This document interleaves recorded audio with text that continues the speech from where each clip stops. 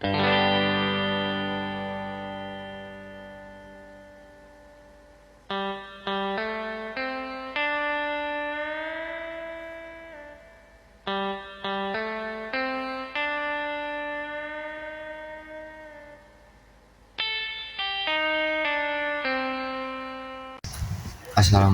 warahmatullahi wabarakatuh. Perkenalkan, nama saya Muhammad Razak Pratama Putra dengan NIM A5012520. Hari ini saya akan membacakan materi tentang landasan psikologis. Langsung saja. Yang pertama itu ada pengertian landasan psikologis.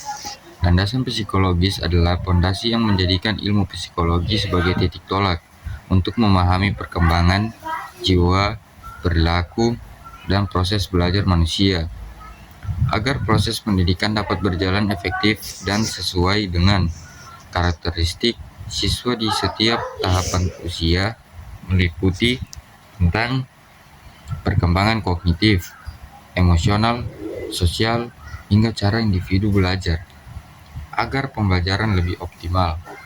Tujuannya adalah agar pendidik dapat merancang kurikulum, metode, dan interaksi yang tepat untuk mengembangkan potensi peserta didik secara menyeluruh. Oke, selanjutnya elemen kunci landasan psikologis. Nah, di elemen kunci landasan psikologis ini terdapat ada 5. Yang pertama itu perkembangan peserta didik, yaitu memahami tahapan perkembangan dari bayi hingga dewasa dan perbedaan individu dari kemampuan, bakat, dan perilaku. Yang kedua, proses belajar, tentang mengkaji bagaimana siswa memperoleh pengetahuan, keterampilan, dan sikap. Misalnya, teori belajar behaviorisme, kognitif, dan konstruktivisme. Terus yang ketiga, ada dinamika perilaku. Dinamika perilaku ini memahami motivasi, emosi, dan kepribadian siswa serta faktor-faktor yang mempengaruhinya, seperti hierarki kebutuhan Maslow. Terus yang terakhir ini ada interaksi edukatif, menekankan hubungan guru siswa dan lingkungan belajar yang kondusif untuk menciptakan pembelajaran yang efektif. Oke, lanjut di penerapan dalam pendidikan. Nah, penerapan landasan psikologis di dalam pendidikan itu ada yang pertama, pengembangan kurikulum. Materi dan tujuan disesuaikan dengan tingkat perkembangan psikologis siswa. Terus yang kedua, metode pembelajaran. Guru memilih strategi mengajar yang sesuai dengan cara siswa belajar. Misalnya, pembelajaran berbasis observasi atau scaffolding Vygotsky. Terus yang ketiga, penilaian. Sistem penilaian dirancang untuk mengukur pemahaman dan perkembangan siswa secara holistik. Dan ada juga contoh tokoh dan teorinya, seperti Jean Piaget yang memiliki teori tahapan perkembangan kognitif, Albert Bandura dengan pembelajaran observatif, observasi atau modeling. Ada Abraham Maslow, hierarki kebutuhan, dan terakhir ada Lev Vygotsky tentang zone of proximal development atau ZPD dan scaffolding. Nah, di sini juga terdapat tujuan landasan psikologis.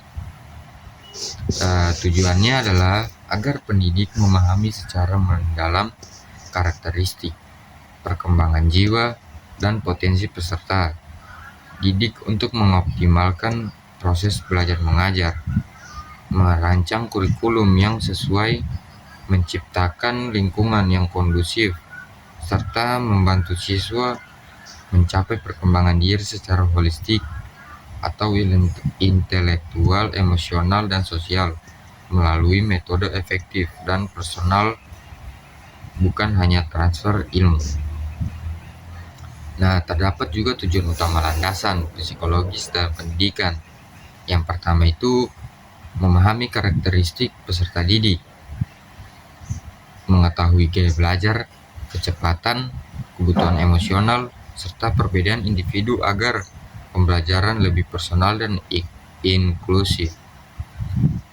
Ada juga mengoptimalkan proses belajar mengajar, menerapkan strategi pengajaran yang sesuai dengan perkembangan kognitif, sosial, dan emosional siswa untuk meningkatkan pemahaman. Lalu ada merancang kurikulum efektif, mengembangkan kurikulum yang didasarkan pada pemahaman tentang bagaimana siswa berkembang dan belajar, psikolog berkembang dan belajar, menciptakan lingkungan kondusif, membantu pendidik mengidentifikasi dan menangani kesulitan belajar atau masalah emosional, menciptakan suasana yang mendukung. Terus ada mengembangkan potensi penuh siswa, membantu siswa mengembangkan seluruh potensi dan kecakapan mereka menjadi kemampuan aktual melalui interaksi pendidikan. Ada juga memperbaiki perilaku siswa, memfasilitasi perubahan perilaku menuju kedewasaan dan integritas, serta membantu siswa menjadi individu yang bertanggung jawab. Ada juga teori-teori psikolog pendidikan. Yang pertama itu behaviorisme atau Pavlov, Skinner, Thorndike, yaitu fokus pada perubahan perilaku yang teramati. Belajar adalah pembentukan hubungan antara stimulus dan respon, penguatan atau reward, dan hukuman penting dalam membentuk perilaku. Terus ada kognitif, Brunner atau Piaget, menekankan proses mental secara berpikir, memecahkan masalah dan memahami. Belajar adalah proses aktif di mana siswa membantu membangun pemahaman melalui eksplorasi dan interaksi, penemuan atau discovery learning, dan pengalaman sosial penting. Humanisme atau Maslow Roger, fokus pada potensi individu untuk perkembangan dan mencapai aktualisasi diri, menekankan pentingnya motivasi intrinsik, kebebasan, dan pemenuhan kebutuhan pribadi siswa. Terus ada konstruktivisme atau Vygotsky Piaget. Siswa membangun pengetahuan mereka sendiri secara aktif melalui pengalaman dan interaksi sosial. Belajar lebih bermakna ketika siswa terlibat dalam konstruksi makna, bukan hanya menerima informasi. Penerapan landasan psikologis, ada juga penerapan landasan psikologis. Memahami perkembangan anak atau pendidik, menyesuaikan materi dan metode sesuai tahap perkembangan kognitif, emosional, dan sosial siswa, atau bisa dibilang psikologi perkembangan. Kedua, mengenali perbedaan individual, mengakui bahwa setiap siswa punya watak, bakat, kecerdasan, dan gaya belajar yang berbeda. Terus ketiga, menciptakan lingkungan belajar optimal, menerapkan teori belajar untuk merancang interaksi guru siswa yang efektif, mendorong partisipasi aktif dan memfasilitasi pemecahan masalah. Terus yang terakhir, memahami faktor pengaruh, mempertimbangkan faktor genetik, lingkungan, dan sosial yang mempengaruhi perilaku belajar siswa. Apakah menurut pembaca sekalian psikologi itu penting atau tidak?